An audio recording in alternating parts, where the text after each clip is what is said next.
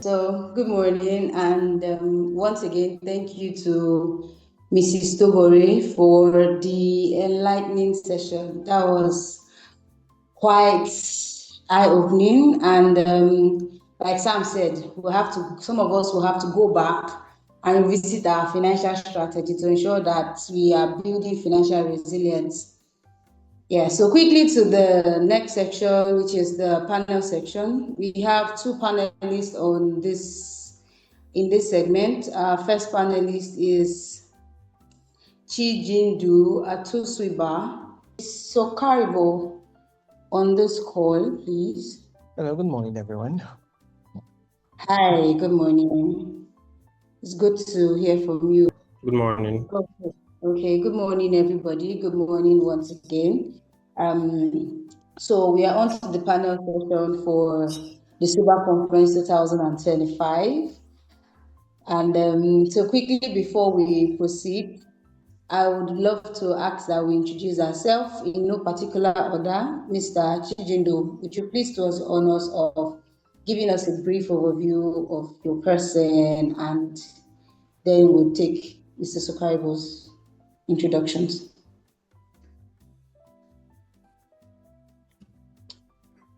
All right, good morning, everyone. My name is Chijindo Atusuba. All right, so I hope you can see me now.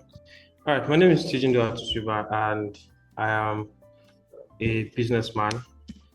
I have a career in computer engineering, software development especially, and I'm also a trader, and lastly, a financial markets enthusiast. I really like this platform that has been created to support and also teach and encourage small and medium businesses, especially on the aspect of financial inclusion and sustainability, which is one of the things that I speak for, or one of the things I stand for. I like to see small businesses grow. I like to see startups flourish in their various endeavors so that we can all grow as a nation, because I believe this is one of the ways that the nation, Nigeria, and Africa as a continent is going to grow. I have some specific specialties in financial markets trading, and that is what I've been doing for the last couple of years, about 5 years now, and have been helping to build solutions around financial markets trading and fintech at large. So that is me, Chijindo Atusuba. Okay, so let's appreciate him with a digital round of applause, please. Thank you. Welcome to the panel section. Mr. Sokaribo, would like to take your introduction now. Okay, hi everyone, good morning. My name is Sokaribo, Sokaribo. And basically, due to the rain, I have a very, very short bandwidth. So that's why I'm not turning on my video. So this can become as seamless as possible. So as for what I do, basically I'm a startup advisor. And what that means is I help people go from ideation to MVP to scale up their operations, as well as make the operational part of the startup to be as solid as possible. So if you are a startup founder, if you work for a startup, if you basically have a startup, I am that advisor that basically you talk to basically help you get things the way that they are supposed to be.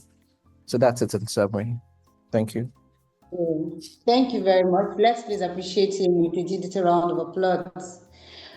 Okay, so thank you very, very much. The SUBA conference this year is around financial resilience for community and all of those things. And the main topic we'll be looking around is unlocking financial freedom for small business owners in emerging markets. Okay, so I would speak to you first, Mr. Chijindo. What is financial freedom for small business owners? What would you consider to be financial freedom for small business owners, especially in these emerging markets, Nigeria, Africa, and the likes? All right. Thank you for the question. So I would like to define financial freedom as proposed by someone who I respect in my industry. His name is Mr. Ijimi. So he says, he likes to say that financial freedom is the ability to afford whatever you require to the degree that you require it and as at the time you require it. And lastly, having the energy and peace of mind to enjoy it. For small businesses, I would see financial freedom in that light of having everything that they need in terms of personnel, in terms of structure, in terms of profit as well, the way and manner at which they would want it to be, because the person who owns the business or who started the business is the person who has the vision for the business. So you already know where the business is tending towards. You already know the end goal or the long-term plan for the business. So when you have the personnel, you have the structure, you have the technical abilities, and you have the profits that you desire for your business. And then while doing all this, you get it at the time that you want to get it, and then you have the energy and peace of mind to enjoy it, then I can say for that business, you're attaining financial freedom. For some businesses, they would want to hire competent individuals, but they may not be able to afford it. That means they're possibly not at that stage. They would want to make some acquisitions in terms of some technical stuff like maybe getting good internet, getting devices, and other structure to help the business work well and efficiently, especially maybe in terms of having a structured building, a brick and mortar store, or something like that. Without having all those things, you would say that you're not financially free. But financially free as a business, you're able to get all these things when you want to get them, and then at the quantity or the quality you want to get them. And then you're not going to violate your morals, you're not going to violate your own codes and standards, and you're not going to disobey the laws of the land while doing so. Then you can say you're maintaining your peace of mind. And then you still have the energy to do it. That means you're doing it at the time you want to, maybe at your youth or at your prime, where you have enough energy to carry on. But if you're achieving all those things when you're already aged, maybe in your 70s or 80s, you may not have the energy to enjoy doing it. So if you're able to build your business to the point where you're able to get what you want at the time you want it, with the quality and the quantity at which you want it, and then have the time and energy to enjoy it, then that business is already attaining financial freedom. Thank you very much. That's quite a handful. But I would have a follow-up question to say that, do you think that financial freedom is attainable for small businesses? I believe so. I believe so because one thing that small businesses would want to consider is the vision for the business, because businesses will keep growing and keep evolving over time. I strongly believe that small businesses can achieve all this if they follow the things that have been discussed today, if they try to keep the principles that are going to be taught today. I think that small businesses can achieve so. If you take some examples of very little businesses, we can use a restaurant as an example. A restaurant can afford to hire the best and the most diligent staff at their level. They can also get the best and most efficient properties look in the best locations possible. They can also get the gadgets that they need, the spoons, the plates, and all the other stuff, the fancy ones that they would want to. And then the person who is running the restaurant can also have the energy to do all these things. At that point, you can say that that business, even though it's a restaurant and a small business, we are attaining financial freedom. And one of the goals of attaining financial freedom is scalability. If you are trying to attain financial freedom without having scalability in mind, then you're just going to end up beating around the bush. But if you have scalability in mind, with financial freedom as a small business, you can now scale to a bigger business. So if you see a small business that's scaled to a bigger business, most likely they attain financial freedom at that stage. So I strongly believe that it's possible for small businesses to attain financial freedom. Okay. Thank you very much. Okay, so I'll move to Mr. Sokaribo. In your experience, right, with startups and helping them with their processes and all of those things, would you say financial literacy is key to their business success? respect to your question, I think you mentioned something about, in my experience with startups, do I feel that financial literacy is basically key for small businesses, correct? Yes, that's the question. Okay, so I would say yes, because in truth, when it comes to the financial aspects of a business, it is one very, very key sector. Okay, because for you to be in business, you have to be able to know what your inflow and outflow is. Okay, your inability to be able to understand all of those inflows, outflows can basically result to you basically running a business that is not profitable. So you can be making sales, making a lot of revenue, but also not making money for the business. Okay, so in your understanding of financial literacy, you're able to know what amount of revenue am I basically generating that puts me at a profitability. What is the total amount of cost that I am actually incurring? Because for small businesses, one of the major challenges that I also tend to see is the fact that there is a lot of interference in terms of their finances. Okay, dipping hand here, dipping hand there, loan here, loan there. So if you're unable to understand what all of the cost implications of your actions are towards the business, you may just end up incurring lots of costs while generating revenue and not be profitable.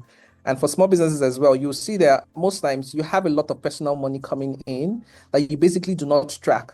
And if you do not track all of those as well, it's just the going in a cycle. Your money will always come in, and you basically do not know at what point where your business really, really stands. So financial literacy gives you all of those gives you all of those tools, gives you all of those ideas, gives you how basically if you have to give discounts, if you have to price, basically how to manage all of those. So it is one major aspect that you have to understand because you are in the business to generate money. Okay, you're not a non-profit organization. Okay, you want to make money, and so you need to understand how basically money works for a business. Thank you. You are in the business to make money. That's something that most businesses do not really consider. They think about it, but I'm not sure they know how to get from their ideas to making money. Okay, so let's move on. Mr. Chijindo, what would you say are the biggest challenges that small business entrepreneurs in emerging economies face in terms of achieving financial freedom? Okay. First, I would say financial intelligence. Just like Mr. Sukaribo mentioned, financial intelligence is something that most small businesses do not have.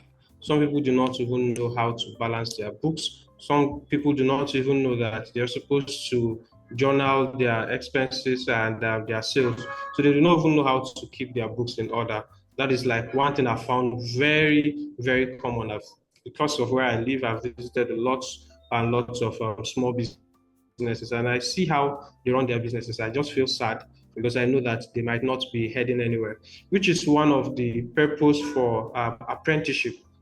All right, that is another challenge that small businesses face. Some of them do not undergo apprenticeship. Someone just sits down in a corner or in their bedroom, and then they see that other people are beginning to sell t-shirts and maybe shoes and bags on their WhatsApp status, and they're like, okay, I can do this business as well. And then they just jump into the business without learning the parts of the business. So apprenticeship is not loud enough in Nigeria. That is why many small businesses fail. If you see any business, if you go to any market at all in Nigeria, and you see any business that has stood the test of time, check. Usually, you're going to find out that whoever owns or runs the business must have undergone apprenticeship.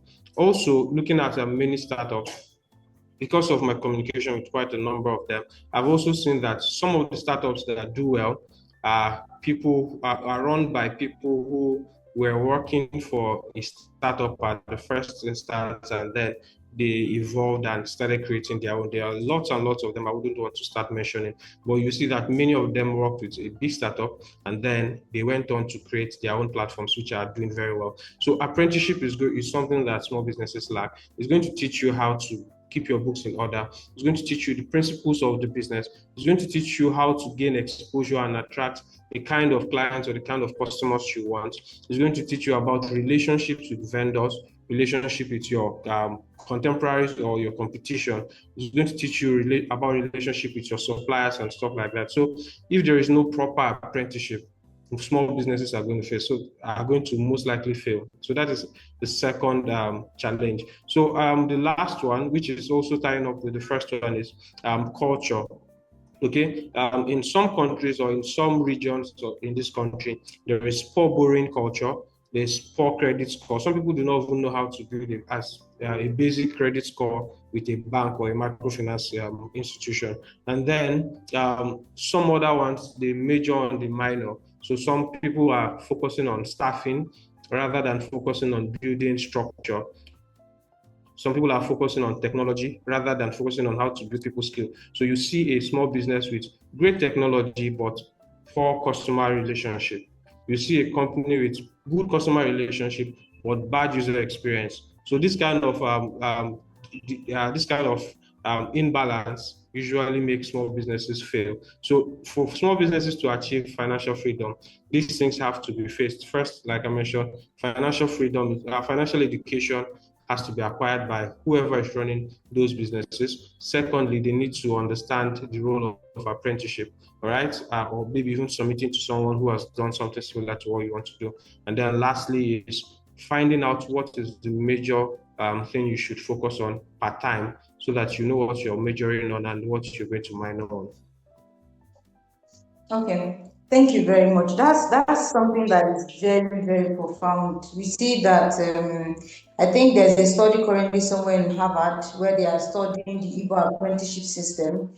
And it's something that we on this side, we seem to have, thrown away as some of the things that we are throwing away with the past and stuff like that. And that will bring me to this question. How do you think, because you mentioned culture, right? So I want to ask, how do culture and social norms, right, affect the financial decision making of small businesses? You mentioned something around the culture. People don't understand how to borrow. People don't know what their borrowing credit limits and worthiness are. So how does the culture and social norm affect their ability to make financial decisions for small businesses? All right. So first one, it's family. Second one, I would say, is pressure to impress. And thirdly, I would say instant gratification. For family and friends, I'll just give an instance, but I don't think it's a true life story, but just an instance. There are so many small businesses where the family thinks that because this person has a business and is making money, they can get goods on credit and then most likely default on the credit.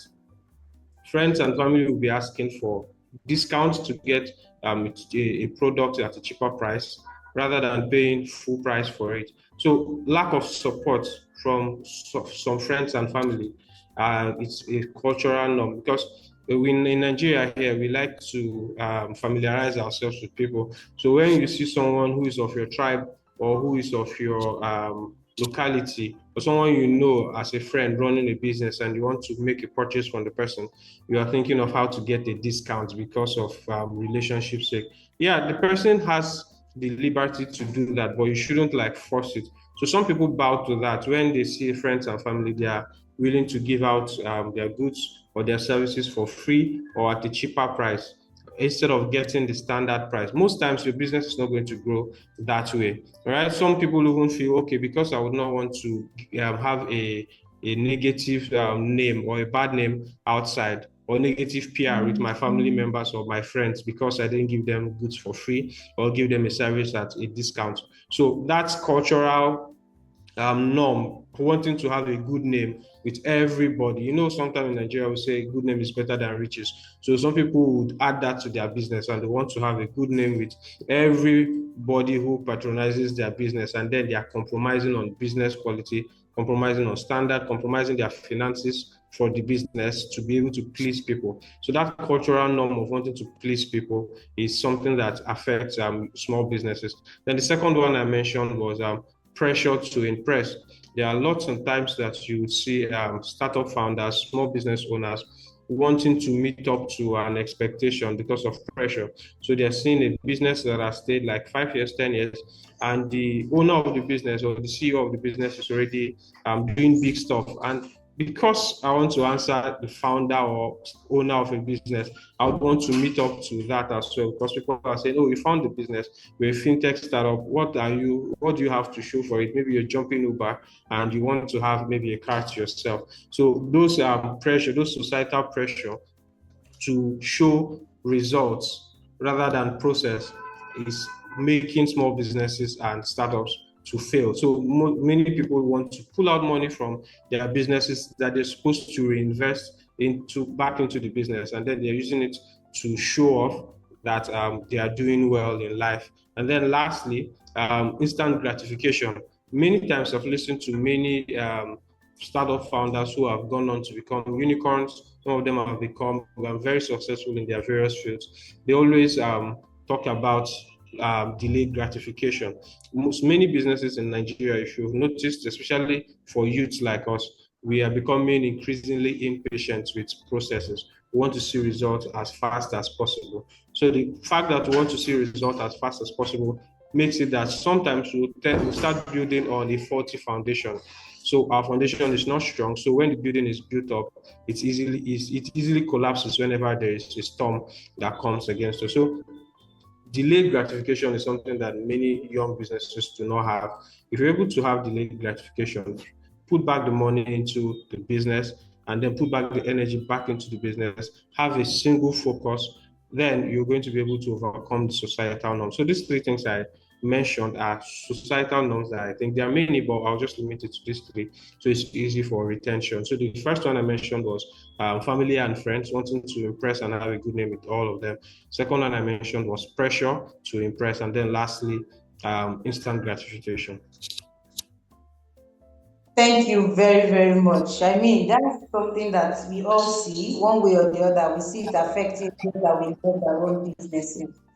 Okay, so Mrs. Okaribo, I would ask you that we all hear people talk about how that access to capital is a problem for business owners, be it small business, be it startup, be it large corporations. Everybody complains how that access to capital is a problem for them. So I want to ask, what are some things that you think that either fintech platforms or the major financial institutions can do to better address this issue of access to capital? Okay, I would say back to the basics is the whole credit system. Okay, so we have to be able to make this credit system as simple as possible. And I think that's one of the things that SUBA basically tries to solve. Okay, so a credit system has to be made as simple as possible for all of the small businesses to be able to understand. And then we have to understand that the way we relate to small businesses are basically different from how we would relate to major startups. Okay, for small businesses, there has to be enough level of trust. So we can look towards using trusted agents to basically communicate to these people so they understand what they are getting into. And part of making it simple as well is ensuring that there are no hidden fees. Okay, so if I'm going to give you a credit more like in a loan, I want to be sure that you don't come back again in the next 2 weeks and then I am seeing hidden fees that were basically not explained to me, or the loan process now becomes as complicated as possible. Okay, if that happens in the nearest future, if I am in such situations that I actually require such again, it becomes difficult for me to basically accept or go through all of those. So the credit system has to be as simple as possible for these people to understand, and also as simple as possible for them to be able to go through it without any much hiccup. And then for the credit system in itself, the process of giving all of those credit rating as well has to be tailored to their unique cases. Okay, why would I say that? So a lot of these people do a lot of cash transactions, okay, that basically do not count to how the normal credit system works.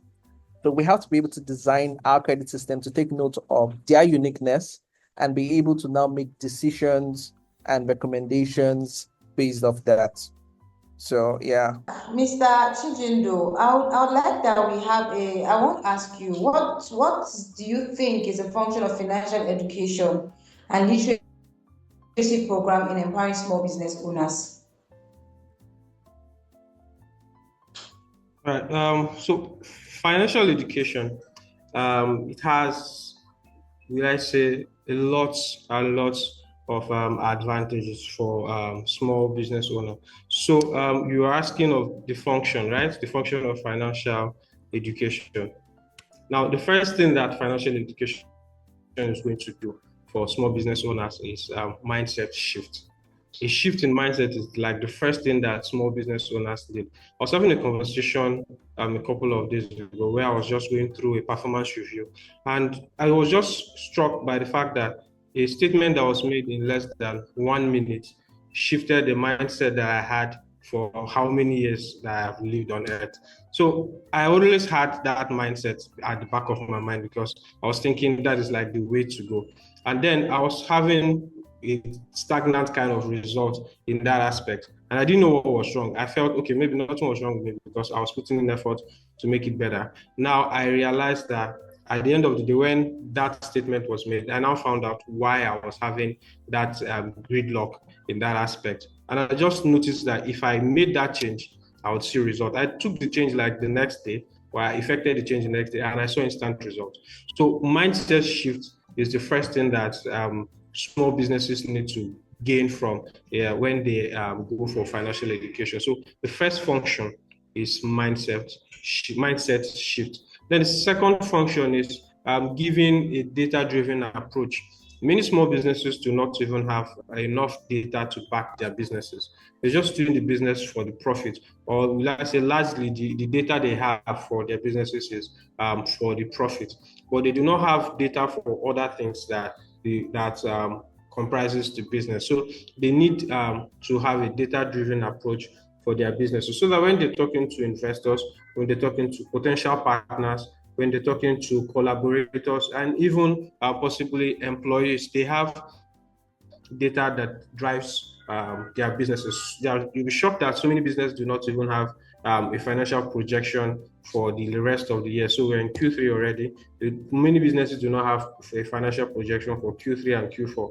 Some do not know where their businesses is going to land in the next 3 or 5 years. So even if it's you're speaking hypothetically, some businesses do not even have as basic as that. Some do not have a record of how their businesses has grown from where it was to where it is. They only know that they've made profits, they've increased the number of stores, or they've increased numbers of customers. Even those ones that have this data are already making progress. So the second function, like I mentioned, is having a data-driven approach for your business. Everything should have a data to back it, so that way you can forecast. That way you can also predict future outcomes, except you have maybe force measures that are going to affect the business.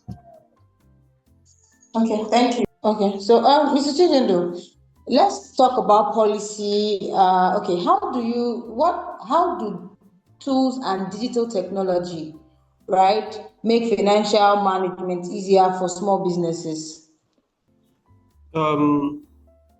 Okay, so tools and digital technology, how they make financial management easier. First thing is that these tools they are going to help you when you take advantage of these tools. They're going to help you with the first step, which is starting. Many times, I've seen many startup owners and small business owners having that issue of trying to start. They're saying starting anything, or starting a new phase, or launching a flagship product, or anything at all. They're seeing starting as a major issue. Someone who has had an idea for a couple of years or a couple of months, the person is thinking, how do I start? What do I do? What's the first step that I will take? If you're not able to leverage on these tools, these things are going to be like a big hurdle for you to jump. So these various tools that are available currently on the internet would help you to overcome that first step of starting. So whether you are a business that is about, or whether you're about to start a business, or whether you have a business and you want to start something new in the business, tools are good. There are various tools that are going to help you start. Recently, I was just speaking to a founder of a startup, and the person wanted to create. It's just an example. The person wanted to create a landing page. Right, this was like 2 weeks ago. So, the person wanted to create a landing page for the firm or the startup, and they were already thinking of how to um, employ the services of a web developer to create a landing page. And then the person came across an app. It's more like a plugin to an app. The name is Extendify or Extendly. I think Extendly by Namecheap. And within a few minutes, with a 2-line prompt, the plugin was able to create a solid landing page. And the person needed it urgently. So if you're going to pay someone else to do that, you're going to pay premium to get it. But with the help of the AI and the plugin, the person was able to create it. Now, afterwards, of course, they're going to tell you that they are not very perfect. Then some changes was made. In about 2 hours, a landing page was made without needing to pay someone premium. I think they just charged about $25 to get the whole package, and then you can use it continuously. So you can see how a tool like that has already helped the person start. So the person was always thinking having a landing page is like the first thing to do, and in 2 hours you'd already crossed that hurdle. So tools like Canva for making as simple things as receipts, invoices, and stuff like that. Tools like Shopify, tools like Zoho Desk. There are lots and lots of tools. If you're able to use these tools, you'll be able to overcome these steps. So when you're thinking of mailing, you can look at Zoho, MailChimp rather. If you're looking at customer relationship management, you can look at Zoho. If you're looking at getting graphics, easy and cheap graphics, you can look at Canva. So all these tools make it easy. You're trying to launch a product and you're thinking of how to employ the services of a professional. Most times I tell people, you don't have to be perfect when you start. Just start, no matter how you start. Then you can build on the way. The solution you're looking for, the perfection you're aiming for, can be found along the way. Just start and then keep evolving and making it better. If you look at many of the companies and businesses we admire, a couple of years ago, they were not as excellent as they are now. So when you just start, it's going to get easier on the way. And if you leverage on the tools that are available online, then it's going to make it much more easier for you to start. Okay, thank you very much. And you even mentioned some of those tools that small businesses can actually leverage with minimal cost that will help their businesses with financial management. Okay, if Mrs. Sukaribo, are you back? Can you hear us now? Oh, yes, I can. Okay, thank you. Welcome back. So I was going to ask you, what are some fresh solutions that you have seen implemented that has or had a tangible impact on small business growth or startups? Oh, come again. What did you say? What are some fresh solutions that you have seen or that was implemented that had a tangible impact on small business growth? Okay. I think one of them has basically been three parts. First is going to be in how basically business tends to do their registrations. So I know of startups currently that enables small businesses to be able to do their legal registrations and get access to banks' account details for their small businesses. So instead of me receiving money to my own personal account, I am receiving money into the organization's own account. And I think that's something that has become common, and it's basically been able to really, really help small businesses, basically. Yeah. Another that I would say is I know most banks basically are now also trying to create as much packages and products as well to cater for the SME market. So one of such is Wema Bank. Yeah, and I think it's been something that has been ongoing, and it's basically really, really helping small businesses. So yeah. Okay, thank you very much. Mr. Chijindu, we are about to wrap up the session now. While I still have so many questions that I think we could have talked about, we are working on a very tight rope when it comes to time. So let's talk about policy and registration. What policy or regulatory adjustments would best serve the demands of small firms in developing nations? All right. Talking about policy, I had this in mind a couple of days ago. I was looking at how some government parastatals or government agencies were able to implement policies that shaped our today. Now, when we talk about policies, first thing that we need to, first thing we need the government to help us to achieve is introduction of a financial literacy, proper as maybe as a scheme or as a product or as a program to the general public. The government needs to help to introduce that, whether it's Ministry of Information or Agency of Orientation and stuff like that. They need to try to introduce proper education to the general public, because we're seeing that small and business enterprises are becoming to grow in Nigeria. Instead of just giving them loans, I know the loan structure from the government is becoming better, which is something we appreciate. But instead of just giving them loans, we should also teach them how to manage it. We should create structures that help to make it effective for these small businesses to manage these loans and manage their businesses. Then information and access to credit systems, right? Let these small businesses know what is available to them, because it's something, it's a tragedy where you need something and you don't even know what exactly you need. And even when you know it, you don't know where to get it. There are so many structures that the government has built up that small businesses or small business owners do not even know are available for them. So the government needs to sensitize them to know the things that are available and how to get it. And then lastly, I would like to use two illustrations. First one was from NAFDAC.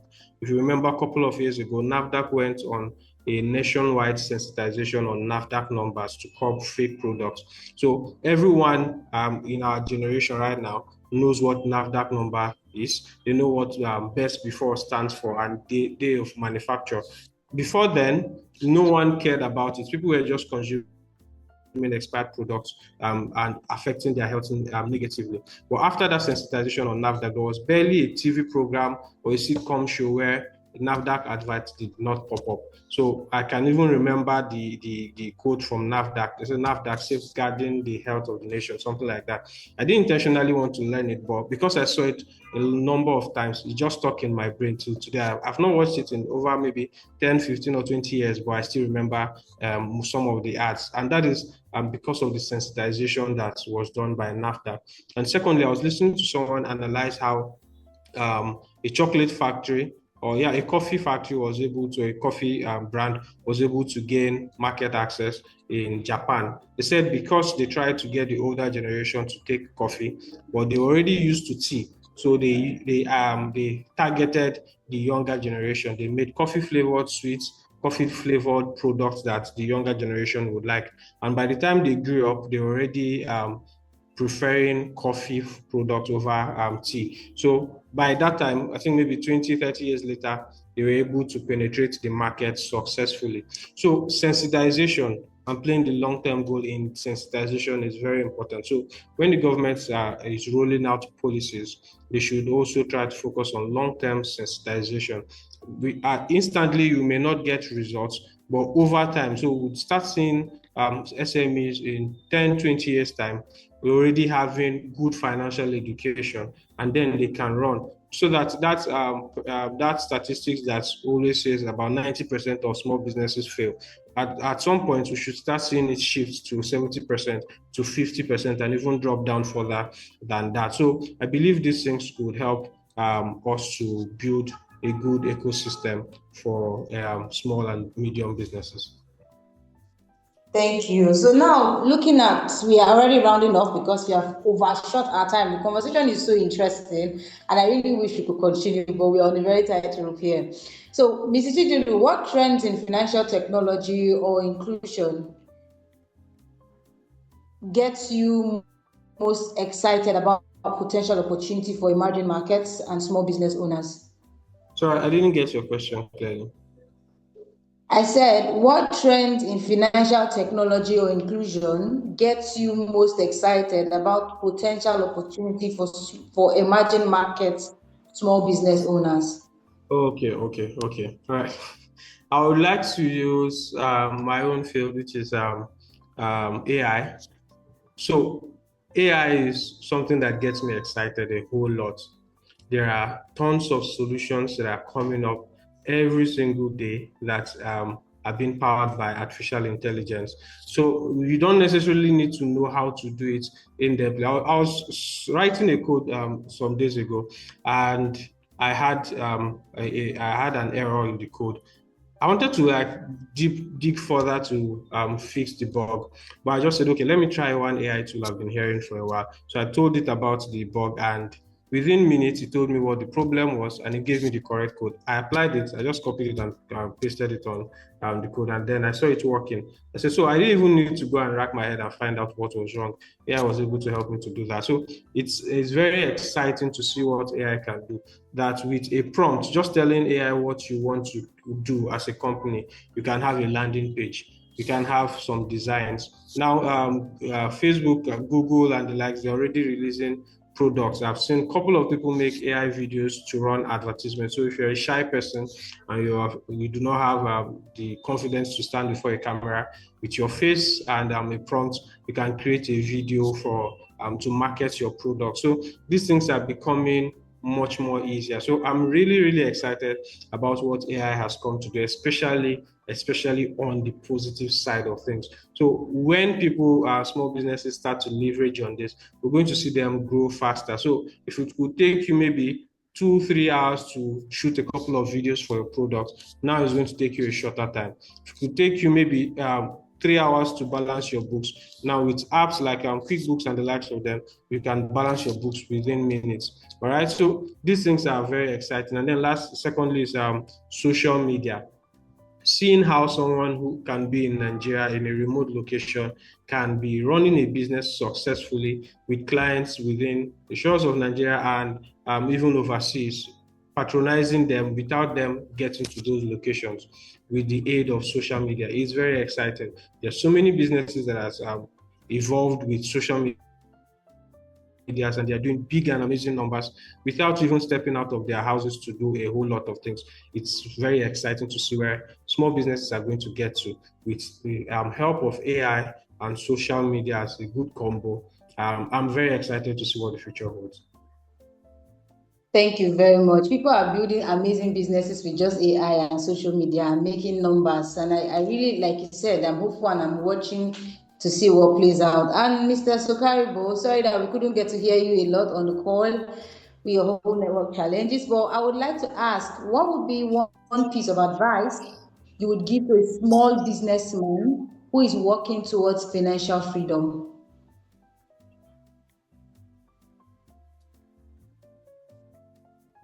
Sokaribo still on this call?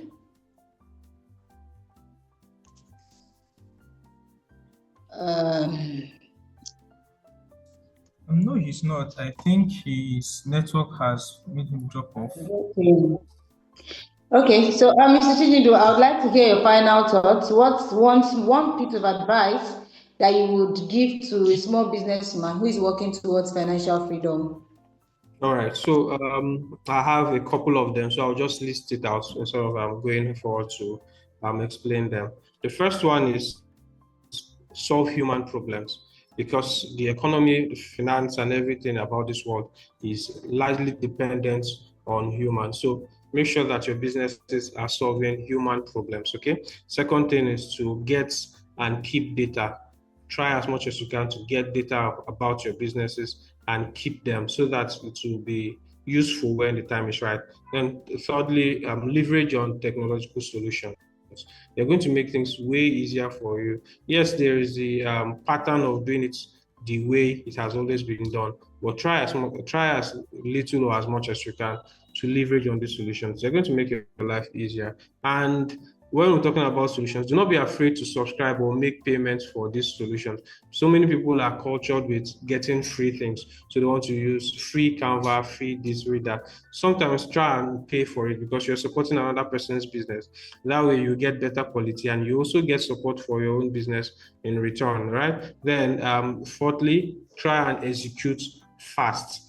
One of the problems of small businesses and startups is that they take a whole lot of time to execute. When there is an idea, you've thought over it, execute it as quick as possible. That way you know if it's a winner or if it's a loser. You know whether you're going to make a home run with it or you're going to drop the idea completely. So try and execute as fast as possible so that even if you're going to fail, you're failing forward because you're making progress. All right, then keep an ear for opportunities. You should keep an eye and an ear out for opportunities. There are various opportunities that will come your way, but you may not identify it because you're not looking for it. If you remember the theory of the red car, we said when the theory, I will just rephrase what it postulates. When you're looking for a red car, you might be blind to the colors of all the other cars that are passing. So because you're fixated and looking for opportunities, you may miss out on all the other small distractions. But when the opportunity comes, you can identify it and you can take advantage of it. And then lastly, try to build communities and build networks because you're going to need human beings and you're going to need people to make your business work. So try to build good community and then try to build a solid network with other people, whether it's your contemporary, your competitor, your partners, your investors, your customers. Try as much as you can to build a good community with them and then build a good network. Thank you very, very, very much. Okay, yes, so it is very, very important. I really enjoyed this conversation. Thank you, Mr. Chijindu. Thank you, Mr. Sukaribo in absentia. Thank you for your thoughts. And I think that will wrap up our panel section right now.